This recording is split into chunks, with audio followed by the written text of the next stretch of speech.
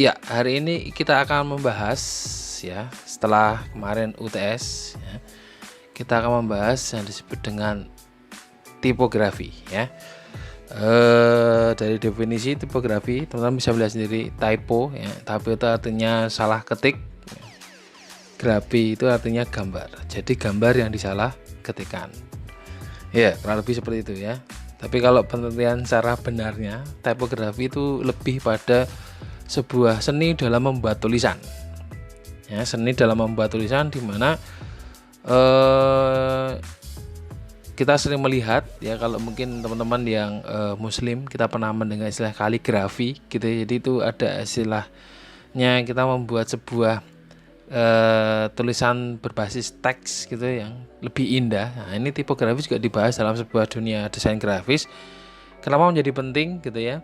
Karena sebuah tipografi, bahkan seorang desainer ya, yang dia tidak menguasai mungkin vektor apa-apa, dia layouting segala macam, tapi dia konsen di dunia tipografi, itu jadi sangat lebih menjanjikan. Dan belum lagi artis di area tipografi ini masih tidak begitu banyak. Nah, kita akan bahas tipografi ini sebelum kita nanti akan lanjut untuk ke majalah gitu ya, karena ini sangat penting banget dalam dunia desain gitu ya. Jadi bagi Anda yang ingin konsen di dunia tipografi, ini sangat menjanjikan banget gitu ya, karena begitu banyak contoh-contoh yang bisa kita dapatkan yang menggunakan tipografi. Bahkan logo-logo mereka, perusahaan besar pun hanya menggunakan teks ya, bukan font. Ingat ya, teks. Jadi menggunakan teks untuk logo mereka. Yang pernah kita contohkan ada Microsoft ya, Amicom ya, itu tuh saya kan ada tipografinya ya, ada logonya, tapi kita dominasi juga ada di teksnya. Juga legend seperti Samsung ya, ada Asus, Dell, di mana mereka menggunakan tekstual untuk logo branding mereka ya. Yang paling legend lagi kita mengenal istilahnya Nokia ya. Nokia itu lebih legend lagi, hanya menggunakan tipografi ya berupa teks untuk logo mereka. Sepenting itukah untuk tipografi? Bahkan perusahaan-perusahaan besar mayor di dunia pun menggunakan tipografi. Nah, sebelum saya, kita akan bahas dulu tipografi, beberapa akan kita sampaikan di sini ya. Kalau dari tematik ya, itu ada tematik yang kita mengenal saja, ada tematik yang modern ya, atau future segala macam, itu hampir sama. Nah, desain-desain tipografi yang future atau modern biasanya mereka larinya ke arah siku alias baku. Ya, pernah kita mendengar, pernah kita melihat sendiri teman yang sudah menggunakan akun Facebook ya, itu contoh-contoh yang menggunakan teks fontnya mungkin sifatnya ke arah kaku, yaitu dia cenderung ke arah siku sama sedikit lengkung. Saya contohkan beberapa di sini di sebentar ya, contohnya, oke saya lupa, seperti ini contohnya teman. Nah, ini kita lihat ya, ini fontnya bermain di area siku sama sedikit lengkung, jadi kita lihat cenderung kaku fontnya. Nah, bisa juga unsur-unsur digital ada juga di sana gitu ya, penggunaan font seperti ini. Saya contohkan yang lain untuk yang sedikit modern ya. Contoh yang lain, contohnya adalah seperti ini ya.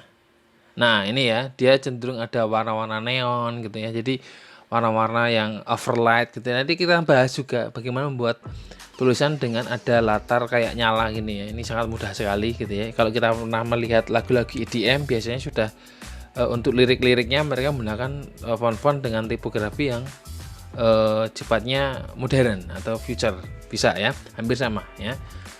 Seperti lagunya dari Dipa Barus yang saya lupa namanya, itu dia menggunakan fontnya bagus banget ya, tipografinya.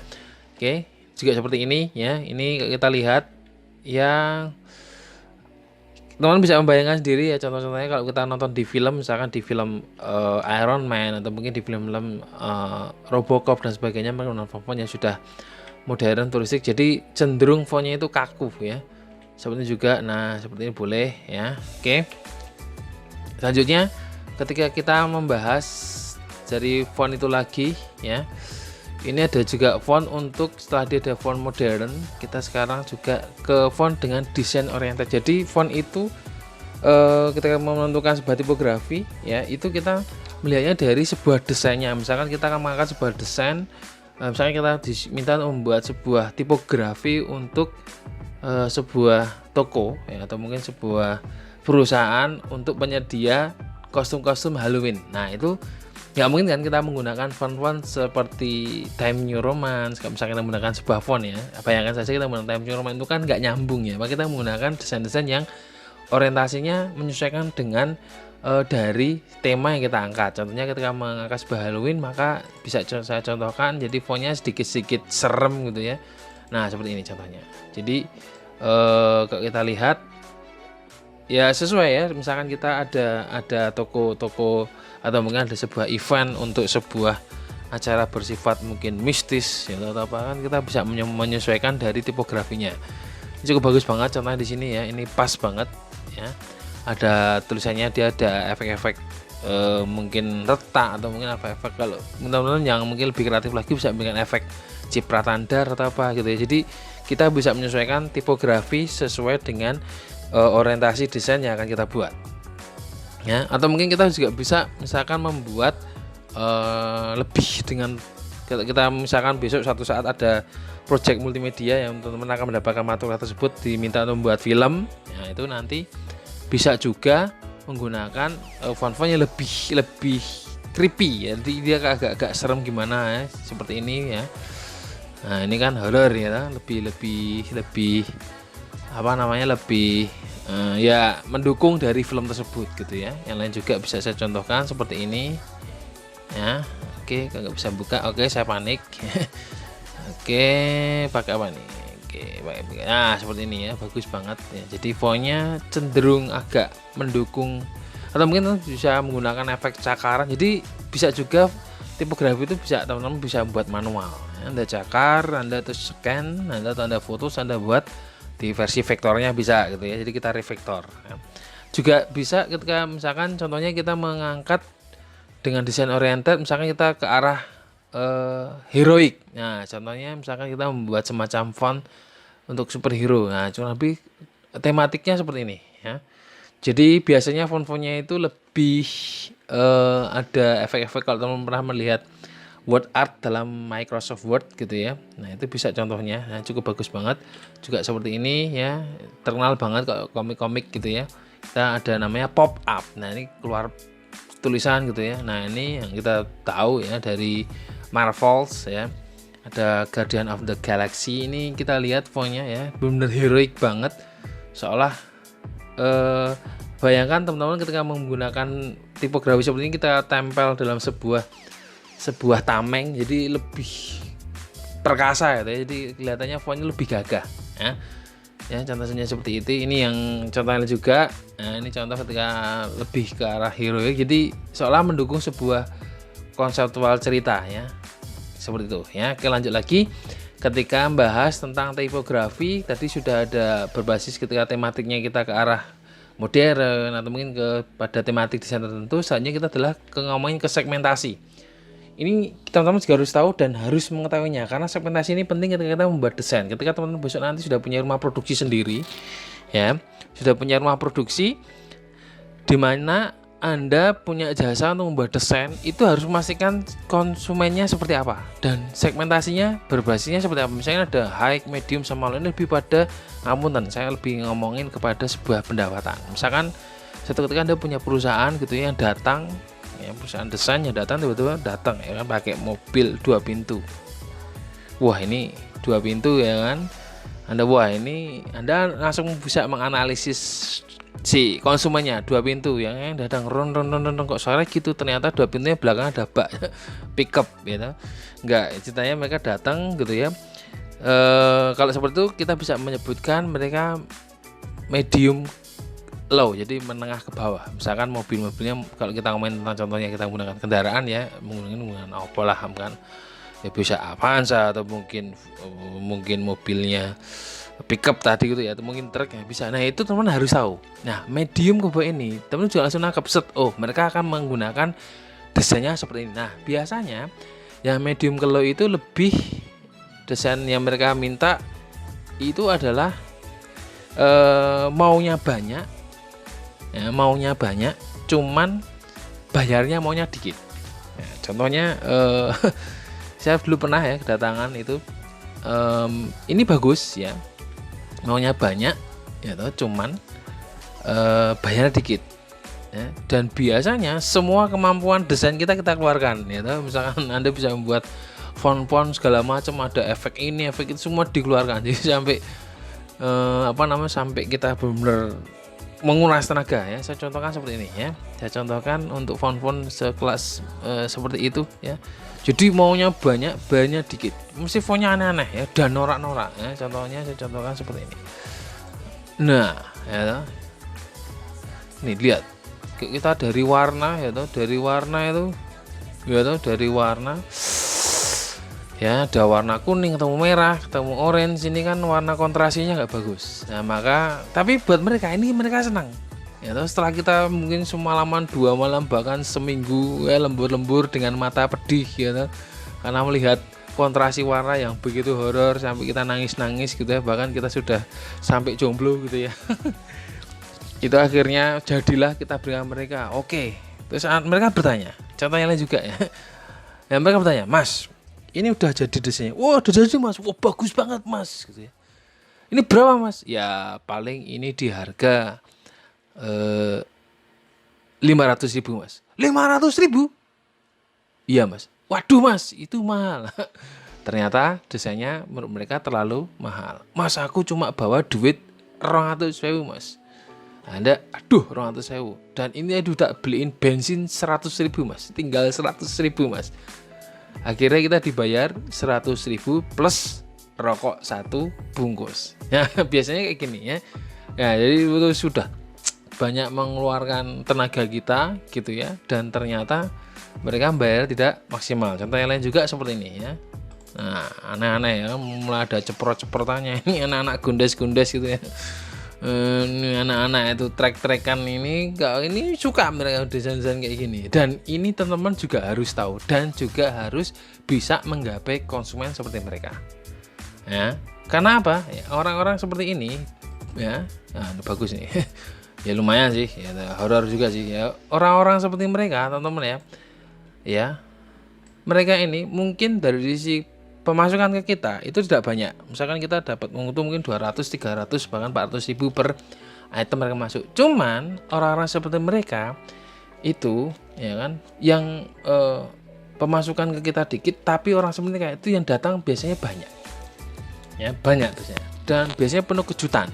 Saya pernah diminta saat itu ya, disuruh membuat desain untuk salah satu supporter banyak di Jogja saat itu ya. Datang itu 2 mobil, kaget itu muka-mukanya kan kayak horor semua itu, kayak mau ngajak gelut gitu ya.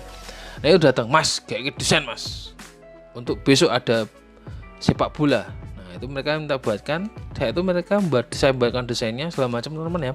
Itu saya dibayar saat itu 200.000 untuk desainnya. Mereka puas ya, ada efek tanduknya, ada pedangnya, ada gambar orang, pokoknya semua kemampuan kita keluarkan gitu ya. Nah itu setelah mereka approval desainnya gitu ya, dan mereka bilang, Mas desainnya bagus, teman-teman kami suka. Nah ini yang kejutan, ketika hanya dapat 200.000, mereka bilang teman-teman kami suka. Saat itu ya mereka minta saya untuk membuat dari desain itu dibuatkan kaos sejumlah 2.000 pieces teman-teman. Satu pieces misalkan kita dapat 10.000 atau 20.000, berapa kali untungnya. Jadi kadang mereka menang di masa. Jadi teman-teman sekali lagi yang seperti ini ya, kita juga harus bisa menggait, juga bisa merangkul mereka karena mereka juga sangat menjanjikan. Nah oke, itu contoh-contoh ketika kita desain dengan segmentasi menang ke bawah. Biasanya sekali lagi teman-teman ya, identiknya adalah mereka mau fiturnya banyak cuman dengan low cost. Jadi mereka maunya banyak fitur cuman dengan bayaran yang tidak begitu mahal. Selanjutnya ketika kita bahasanya adalah dari sisi segmentasi ketika kita menengah ke atas. Nah, ini biasanya orang-orang yang berkelas ya. Nah tadi yang datang 2 pintu ada baknya belakang, ini ketika datang set wur gitu ya, mobilnya suaranya sudah sangat ngeri ya. 2 pintu ya, bukanya naik seret, pintu gunting, ternyata mobilnya backup. Oh enggak ya. mobilnya, misalkan kita contohkan Ferrari. Nah, ini kita jamin orang-orang seperti ini mereka adalah orang dengan segmentasi menengah ke atas. Ya toh, keluar ya kan, buka pintu, seret kan, semakin dikit pintunya kan semakin mahal mobilnya. 2 pintu, lama-lama 1 pintu, lama-lama nggak ada pintunya ya. Keluar lewat bagasi. Nah, mereka datang biasanya keluar dari mobil, seret, mungkin dengan setelan bajunya. Tadi kan datang rombongan pakai kaos ombro-ombro gitu ya.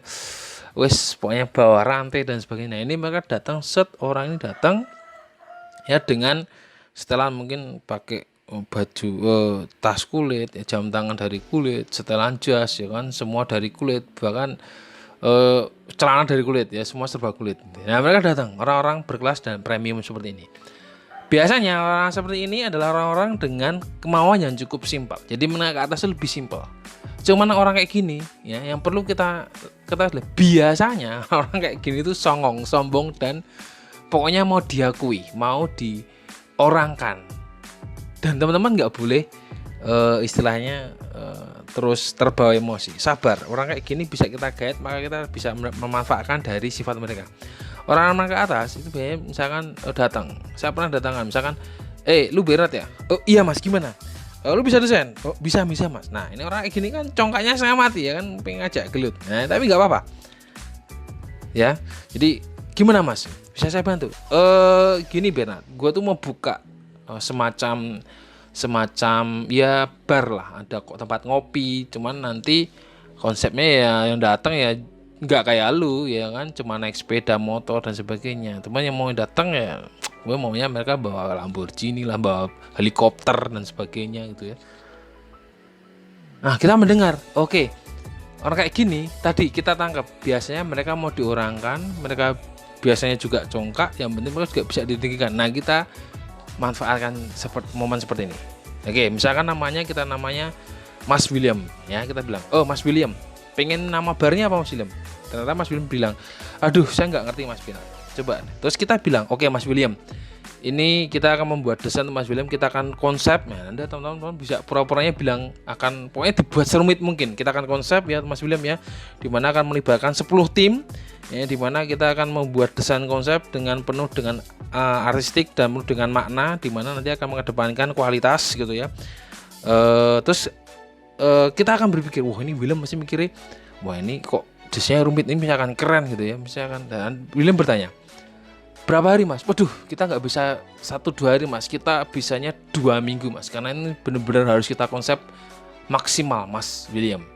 Habis itu William, wah ini desainnya keren. Nah ya kan, saya tuh William pulang, padahal tidak butuh waktu 2 minggu, paling 1 hari, bahkan 1 jam, bahkan 5 menit kita sudah bisa membuat desainnya ya.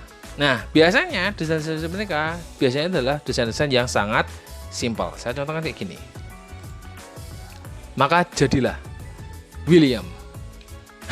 Kalau kita lihat, ini lebih simpel dari desain-desain yang kita segmentasi menengah ke bawah.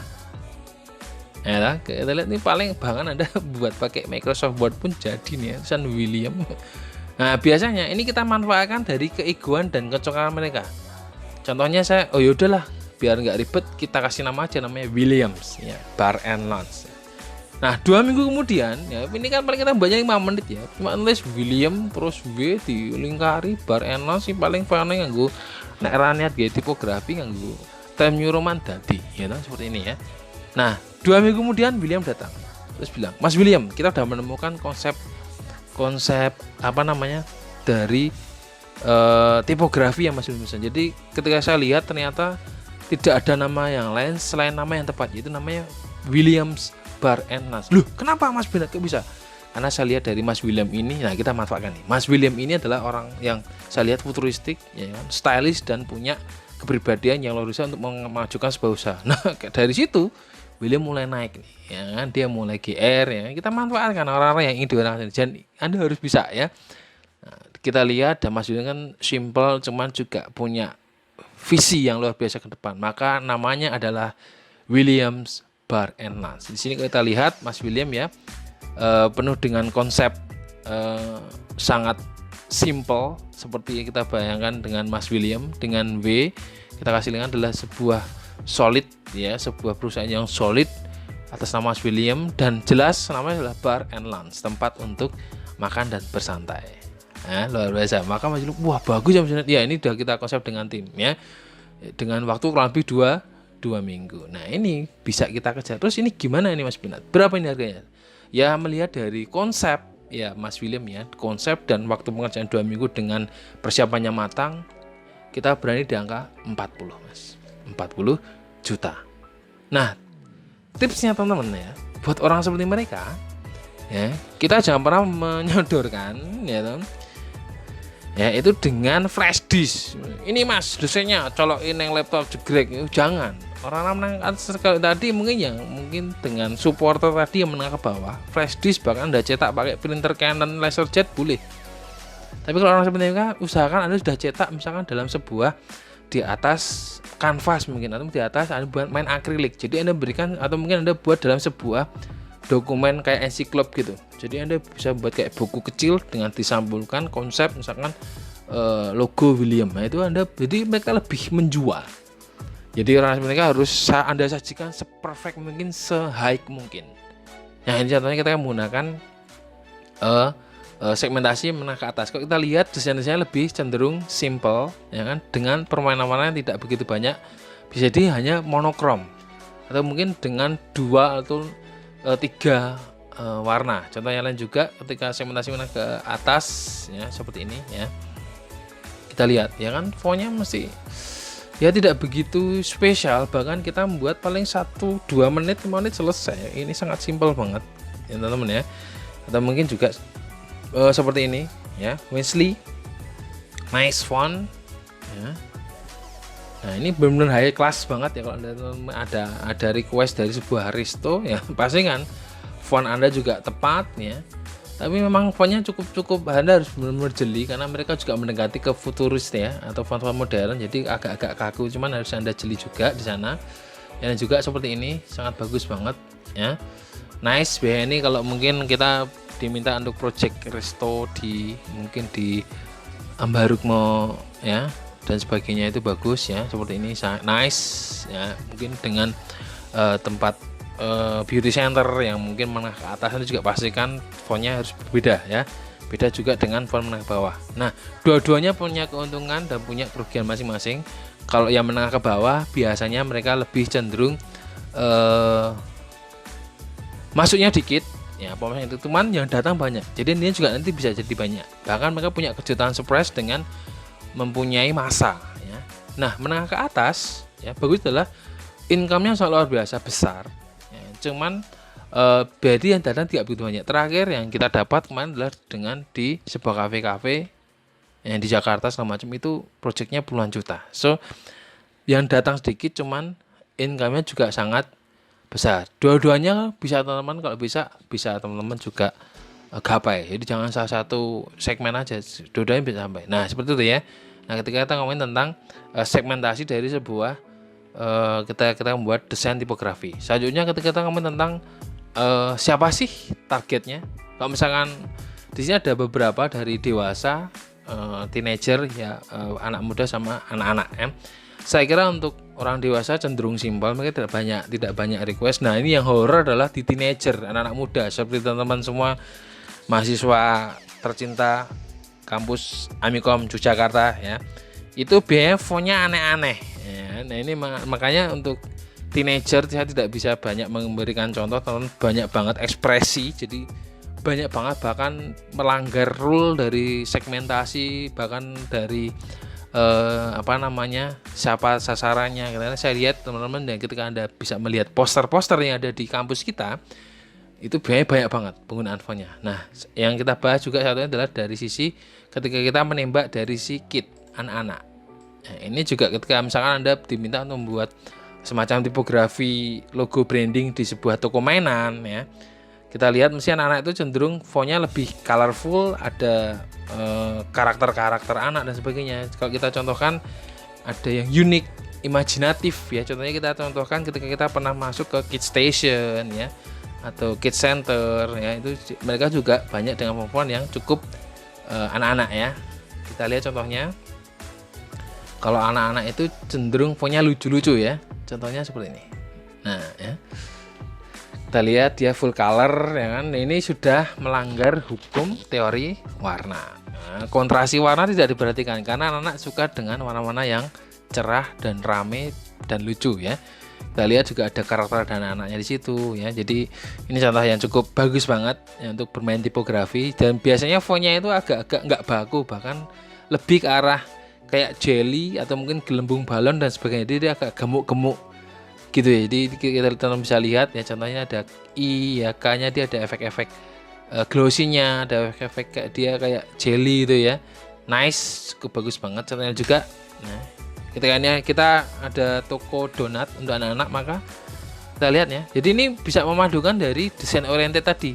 Anak-anak juga bisa masuk ke sana ya. Ini kids, ini lihat nih, kalau ya ini ada K-nya, ada efek-efek donatnya ya. Ini kan efek-efek donat dikasih semacam mungkin mentega, mungkin dikasih krim dan sebagainya ya. Nice, cukup bagus banget. Contoh yang lain juga seperti ini ya, bisa juga menggunakan efek seperti gambaran anak. Ada beberapa kasus ketika desainer profesional ya, mereka diminta untuk membuat semacam desain untuk anak-anak, mereka bisa juga melibatkan anak-anak untuk membuat desainnya. Jadi mereka suruh gambar di atas kanvas atau di atas kertas biasa, terus mereka pindai, mereka scan, terus digitalkan, entah itu reflektor ataupun main paintbrush. Jadi tergantung dari desainer itu sendiri. Jadi biar lebih mengena ke anak-anaknya. Contohnya juga ya seperti ini, nice, cukup bagus ya. Ini anak-anak itu suka dengan karakter-karakter. Ya, ini ada paus yang bentuknya nggak jelas ini ya. Kapal ada apa namanya, burungnya ada ya. Nah, jadi saya ingin teman-teman sudah mulai menangkap ya untuk anak. Dan ini pastikan Anda benar-benar membuat font anak ini sesuai dengan tematiknya. Jadi teman-teman ya, ketika membuat tipografi pastikan memang seperti itu. Nah, itu beberapa contoh membuat tipografi dari berbagai unsur dan kondisi tertentu ya. Nah, sekarang kita akan beranjak ketika membuat tipografi ya, karena sudah pernah masuk ke kelas saya di kelas desain grafis Pak Bernard. Maka teman-teman pastikan jangan mulai sekarang ketika Anda bermain di area desain ya, membuat tipografi, jangan pernah menggunakan tekstual berbasis font. Contohnya saya akan membuat tulisan, misalkan ada perusahaan atau mungkin kita membuat perusahaan untuk aksesoris mobil misalkan, namanya Skymax. Biasanya teman-teman ini kalau desain itu Microsoft banget. Jadi Anda tulis di sini ya, gini ya, misalkan saya tulis Skymax. Dah, nanti mentoknya teman-teman Anda mainkan besarin ya, terus Anda pilih fontnya di sini ya, milih font misalkan Arial atau apa, fontnya yang aneh-aneh misalkan ini ya, ini terus Anda besarin, terus Anda ganti warna ya. Nah, sekarang jangan seperti ini ya, ini nggak boleh. Di kelas Pak Bernard nggak boleh seperti ini, nggak boleh instan. Sekarang ketika teman-teman buat tipografi, pastikan step by step, dan ini adalah salah satu trik dari saya. Ini juga bisa teman-teman gunakan ketika sudah banyak deadline, cuman Anda sudah harus dituntut kreatif. Ini satunya adalah cara kadang karena kreatif ya teman-teman ya. Ketika kita sudah mentok itu nggak muncul. Dan ini satu hal yang perlu teman-teman pahami. Kreativitas itu tidak kadang datang dari lahir.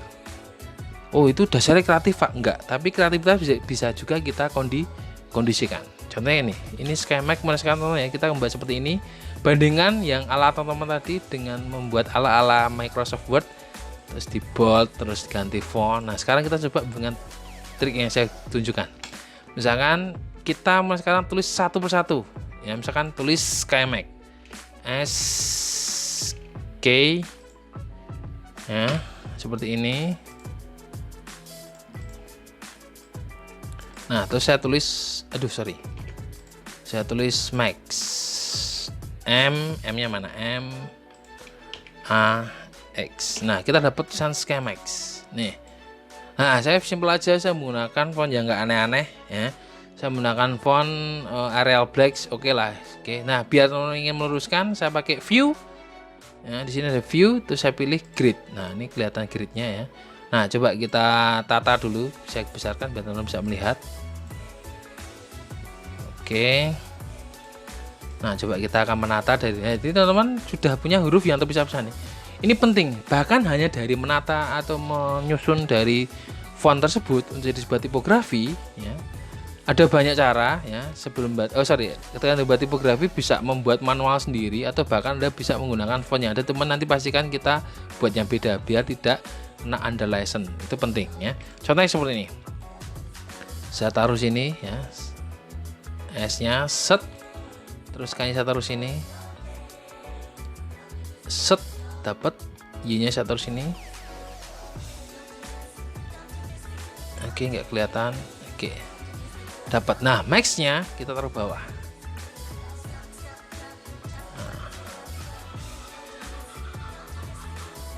taruh bawah seperti ini, set, max.